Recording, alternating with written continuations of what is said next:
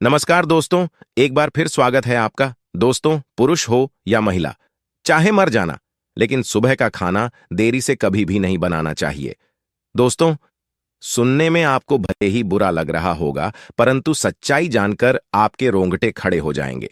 और दोस्तों, जो महिलाएं या पुरुष सुबह जल्दी उठकर खाना बनाते हैं, उस घर में क्या होता है, वह भी आज आपको सच्चाई के साथ पता लग जाएगा। जो महिलाएं घर में सुबह बिना स्नान करके खाना बना लेती हैं, तो ये वास्तुशास्त्र के अनुसार बहुत ही गलत है।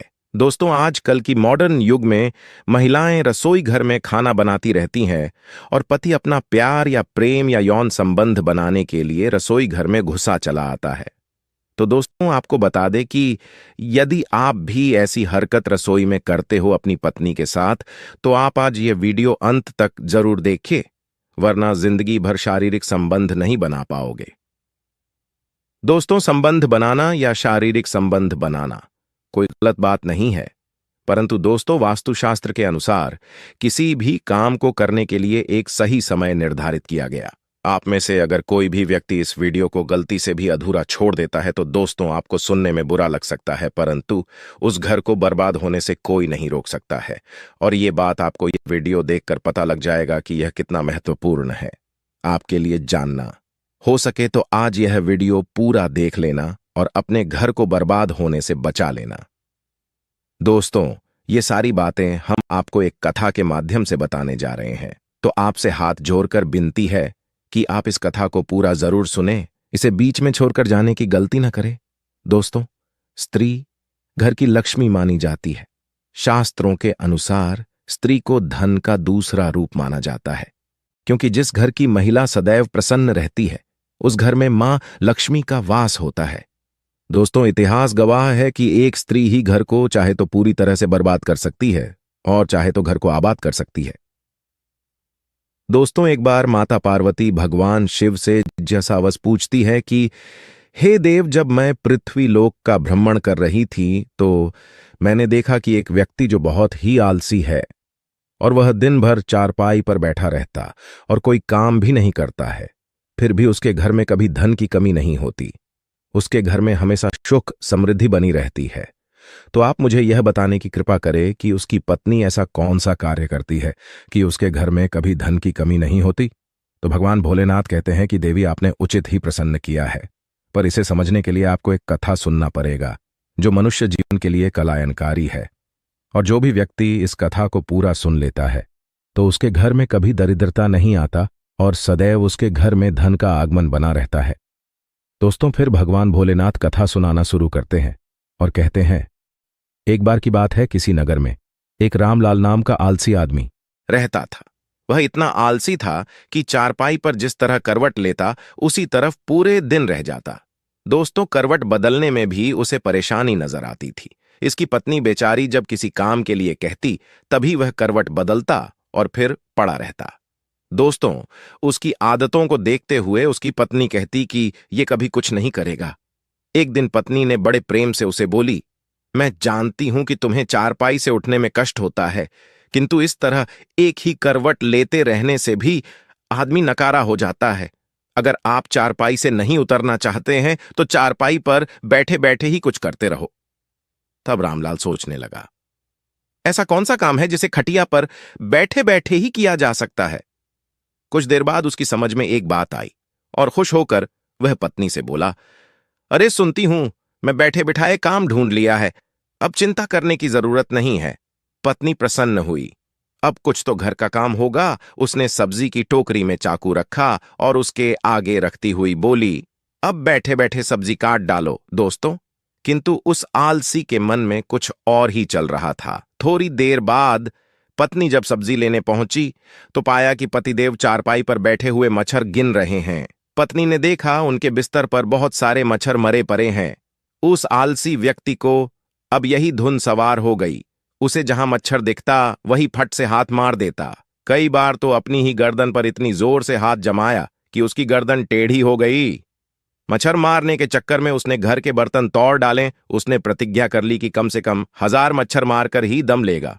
और दोस्तों, रात के समय में जब उसकी पत्नी सो रही थी, तब कई मच्छर उसकी पत्नी की चारपाई पर आकर बैठी और उसका पतिया चारपाई पर ही तेज हाथ मारता और मच्छर को मार गिरा देता।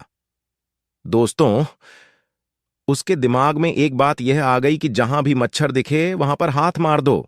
और इस तरह से दोस्तों, जहां भी उस आलसी आदमी पति को कहीं भी मच्छर दिख जाती तो वह जल्दी से अपना हाथ मार देता था। इस तरह रात में पत्नी के किसी भी शरीर के हिस्से पर मक्खी बैठ जाती तो जल्दी से उसका पति हाथ मार देता था, और इस तरीके से रात भर उसकी पत्नी परेशान हो जाती है। दोस्तों, फिर जल्दी ही वह दिन भी आ गया जब उसकी प्रतिज्ञा पूरी हुई। उस दिन आलसी ने सारे शहर का चक्कर लगाए, कंधे पर बस का एक मजबूत डंडा रखा और खुशी से उछलता हुआ अपनी बहादुरी का बखान करता जा रहा था और बोल रहा था कि आज हजारों को मौत के घाट उतार आया हूं। यह सुनकर लोग भयभीत हो गए। सारे शहर में हवा की तरह बात फैल गई कि उसने हजारों को मौत के घाट उतार दिया है। लोगों ने उसका नाम हजार दंडक रख दिया। दोस्तों, आलसी रामलाल जिस भी गली से गुजरता वहीं लोगों की भीड़ उमड़ पड़ती। उसे बहादुर को देखना चाहिए जिसने हजारों को मौत के घाट उतारा है। धीरे धीरे हजार दंडक सारे राज्य में प्रसिद्ध हो गया दोस्तों, फिर एक दिन उस राज्य पर एक दूसरे राजा ने अचानक हमला बोल दिया। राजा के पास उस समय कोई अच्छा सेनापति नहीं था। राजा ने सिपाहियों को आदेश दिया कि वे तुरंत सारे राज्य में घूम कर देखें और जहां भी उन्हें सेनापति के योग्य कोई युवक दिखाई दे उसे फौरन हमारे दरबार में हाजिर करें। आदेश मिलते ही सिपाही दूर दूर गांवों में घूमने लगे। उन्हीं दिनों में हजार दंडक का नाम सर्वत्र गूंज रहा था। उन्होंने जब सुना तो वह उसके घर जा पहुंचे।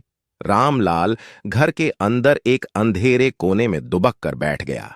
पत्नी से बातचीत होने पर मालूम हुआ कि राजा हजार दंडक जैसे बहादुर को अपना सेनापति बनाना चाहते हैं, इसलिए तुम उसे जल्दी हमारे साथ भेज दो।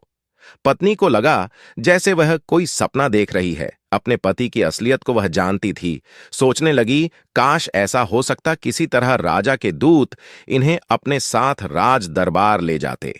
दोस्तों, फिर रजा के दूत रामलाल को राजा के पास ले जाता है और तगड़े नौजवान को जब राजा ने अपने सामने खड़ा पाया तो मन ही मन प्रसन्न हुआ और पूछा, तुम्हारा ही नाम हजार दंडक है?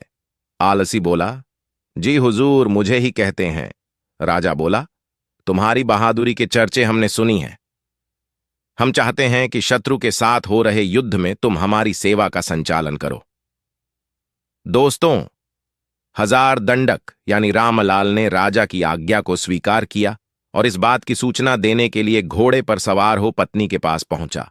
और यह सुनकर पत्नी की खुशी का ठिकाना ना रहा। उसने सोचा, हजार दंडक सेनापति तो बन गया, पर शत्रु की सेवा का मुकाबला वह कैसे करेगा? कहीं यह डरपोक आदमी युद्ध के मैदान में घोड़े से उतरकर भाग आया तो राजा इसे जीवित न छोड़ेंगे। उसने एक मजबूत रस्सी से हजार दंडक को घोड़े से बांधना शुरू किया। हजार दंडक ने पूछा, ये क्या कर रही हो? हजारे की पत्नी ने जवाब दिया कि मैं आपको घोड़े के साथ बांध रही हूं। स्वामी हजारी ने पूछा कि ऐसा किस लिए? पत्नी ने जवाब दिया, इसलिए आपको घोड़े से बांध रही हूं कि कहीं आप घोड़े से उतरकर पैदल ही न लड़ने लगे। दोस्तों, वापस लौटने पर भरे दरबार में जब लोगों ने हजार दंडक को घोड़े से बंधा हुआ देखा तो उनका उत्साह और भी बढ़ गया। ऐसा वीर सेनापति दूसरा कौन हो सकता है? सभी युद्ध के लिए तैयार थे। राजा की आज्ञा पाते ही हजार दंडक सेना के साथ युद्ध के लिए चल दिए। जब शत्रु को मालूम हुआ कि एक बड़ी फौज के साथ से हजार दंडक मुकाबला करने चल पड़ा है तो उनके योद्धाओं का धैर्य टूट गया। दोस्तों, उन्होंने सुना था कि हजार दंडक अकेला ही हजारे को मार गिराता है। यह नाम सुनते ही बड़े बड़े योद्धाओं के होश उड़ गए। दोस्तों, उन्हें साक्षात अपनी मृत्यु नजर आने लगी। हजार दंडक की सेना का उत्साह आसमान को छू रहा था। दोस्तों, मैदान में पहुंचते ही वे शत्रु की सेवा पर टूट पड़े। दोनों के बीच घमासान युद्ध होते देख हजार दंडक ने अपने घोड़े के साथ पास के घने जंगल में जाकर छिप गया। दोस्तों, किंतु उसकी सेना ने शत्रुओं को दम न लेने दिया। वह शत्रु का मुकाबला करते हुए सभी को खाधार कर अपने राज्य से निकाल बाहर किया। शत्रु पर विजय पाने के बाद अपने सेनापति की जयकार करते हुए जब सैनिक वापस लौटने लगे तो हजार दंडक भी जंगल से निकालकर उनके बीच शामिल हुआ। वापस लौटने के बाद नगर में धूमधाम से विजय उत्सव मनाया गया। हजार दंडक की वीरता पर राजा प्रसन्न हो उठे और बोले, मेरे बहादुर सेनापति, हमें तुम पर गर्व है। तुम्हारी अद्वितीय वीरता के कारण हमें विजय प्राप्त हुई है। हम तुम्हें पुरस्कार स्वरूप 1000 स्वर्ण मुद्राएं देते हैं। साथ ही हमेशा के लिए तुम्हें प्रधान सेनापति नियुक्त किया जाता है।